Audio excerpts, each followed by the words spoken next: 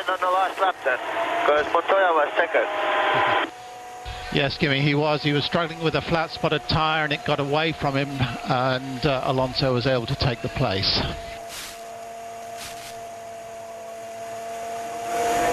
Oh. No, I had a feeling he wouldn't be. That would be his first question, and he wouldn't be very happy with. Well, obviously, he wouldn't be very happy with the answer. But so a flat-spotted tyre. Where did that come from then?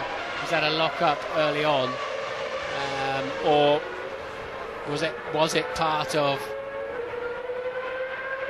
What is that? Flavio talking to who over there? And it looks like he's pointing down towards McLaren, doesn't it? But I wonder if it was in that spin with Montero. And Ted has found team boss Ron Dennis. Well, Ron, it could have been a 1-2, couldn't it? Is there any explanation?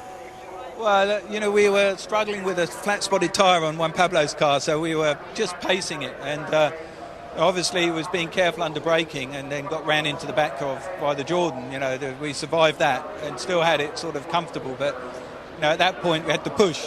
And in pushing with a flat-spotted tyre on the front, you know, he just made a mistake, just pushed that little bit, stepped out, and it cost us second. But, I mean, at the end of the day, you know, it's a good result for us. What we've done is shown that we can win the remaining races, and that's what we've got to do, and not get agitated about situations such as we've experienced today. Admirable there from Ron, but he's steaming inside. I know him well enough, and he knows that it's not just the 2 points, you know, James.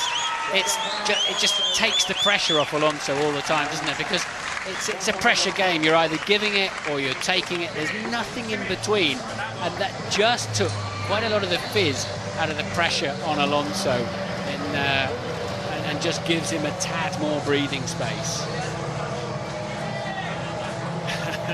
Alonso puts his arm around Montoya and shakes his head.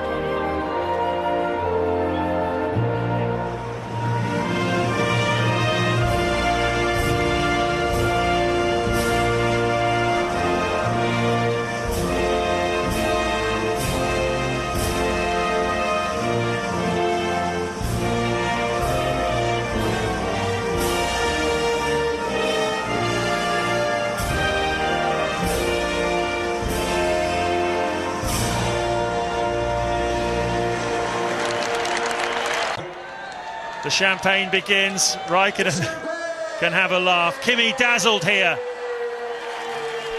Alonso rode his luck. Now the drama moves on to the old stage of Europe. Monza in 2 weeks' time.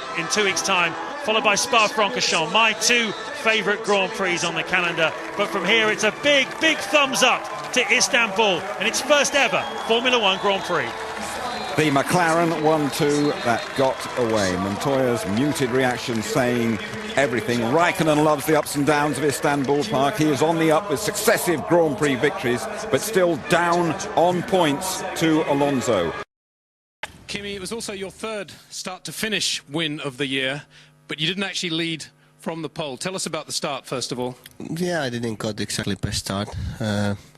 Got a little bit wheel spin, and the Renaults got the Fisichella got past me, and Alonso got side of me, but I could hold him. And then on the first lap, Fisichella ran wide, and I think so exit on turn 9, and I got side of him, or actually passed him, but they were much quicker on a straight line, so I was actually behind both of them, breaking into 12, but then from the middle I could brake later and got the first place.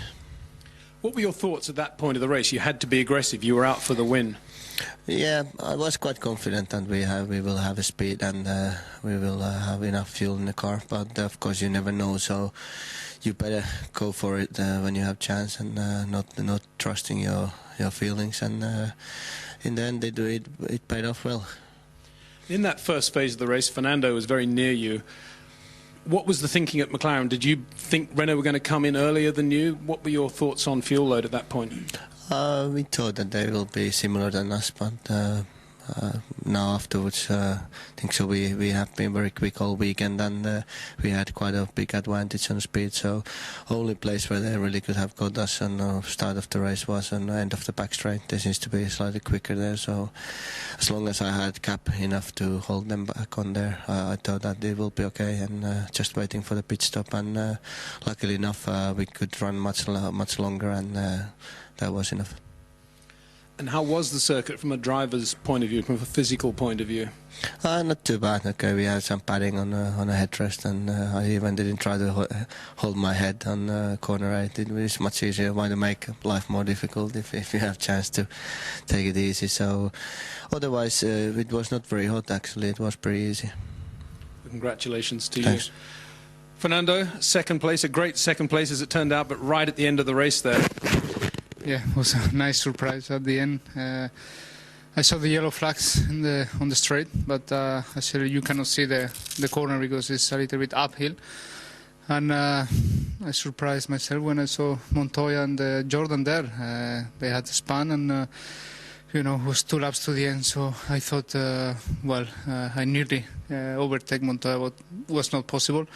And then it came turn 8. I think he had damage in his car and didn't have the perfect car in turn 8, so went wide and I overtook him. So, yeah, nice surprise at the end, but a little bit disappointment because we were not fighting with the McLarens. I think we were a little bit slower than them, but this result is much better. Well, it was an exciting early phase of the race to watch. You were right behind Kimi there. As we now know, you did come in earlier. What were your thoughts at that point of the race? Did you think it was going to be difficult, obviously, given your fuel load? Yes, I think first lap was okay with Fisi in P1. We knew that we were a little bit quicker maybe than Kimi in the first team because we were lighter. So we tried to do our best in the first corners, and we did it. But in 10-12, Kimi was in front of us again, so everything started again, and I was able to follow Kimi, but not possible to overtake in the first 10 laps.